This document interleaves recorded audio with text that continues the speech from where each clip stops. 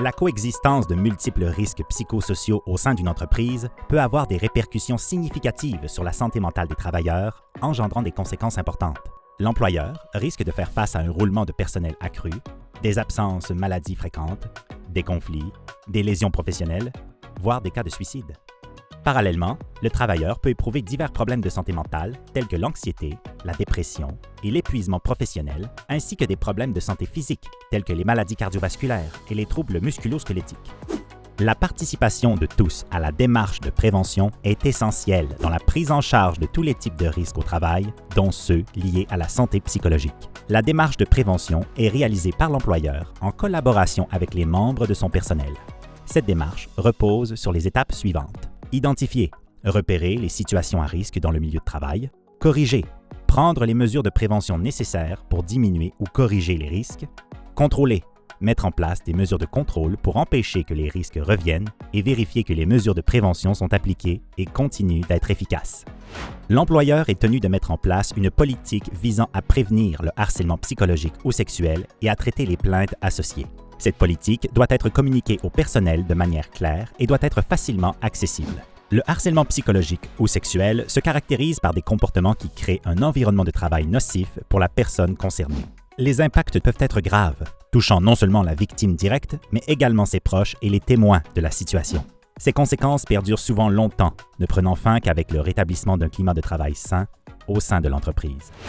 La violence sur le lieu de travail peut revêtir différentes formes, qu'elles soient physiques ou psychologiques, englobant la violence conjugale, familiale et sexuelle. Cette violence peut être classée en interne et externe. Les situations relevant du harcèlement au travail peuvent prendre différentes formes de violence, toutes devant être signalées, car elles peuvent compromettre l'intégrité physique ou psychologique de la personne concernée. Certains facteurs sont identifiés comme accroissant le risque potentiel de violence au travail, notamment le contact avec le public, la manipulation d'argent liquide, d'objets de valeur ou de médicaments, ainsi que le travail dans des environnements où l'alcool est présent. La violence conjugale, familiale ou à caractère sexuel constitue un risque pouvant être présent dans tous les milieux de travail sans distinction. L'employeur doit prendre des mesures dès qu'il a connaissance ou aurait dû raisonnablement savoir que l'un de ses employés est exposé à une situation de violence conjugale, familiale ou à caractère sexuel sur les lieux de travail. Des méthodes et techniques doivent être mises en place pour identifier, corriger et contrôler les risques de violence en milieu de travail, incluant la sensibilisation des employés à la violence conjugale, familiale ou à caractère sexuel, l'adoption de politiques spécifiques ou l'élaboration de plans de sécurité individuels.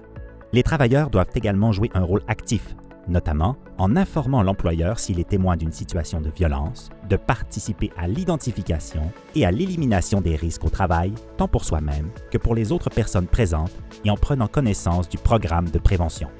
Un événement potentiellement traumatique, EPT, est un événement présentant une menace à la vie, à l'intégrité physique ou psychologique, telles que des menaces de mort, blessures graves, violences sexuelles ou un décès.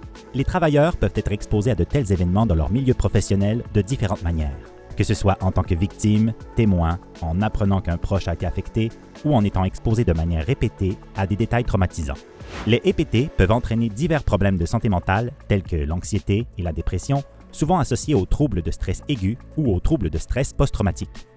Il est important de noter que le diagnostic de TSPT est fréquemment accompagné d'autres troubles mentaux tels que le trouble d'adaptation, l'anxiété généralisée, la dépression majeure, l'abus d'alcool et de substances, et que le risque de comportement suicidaire est considérablement accru chez les personnes vivant avec un TSPT.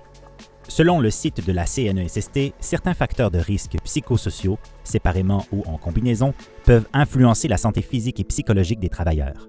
Ces facteurs doivent être considérés de façon globale comme agissant les uns avec les autres, plutôt que d'être pris isolément. Les milieux de travail doivent demeurer vigilants face à ces derniers.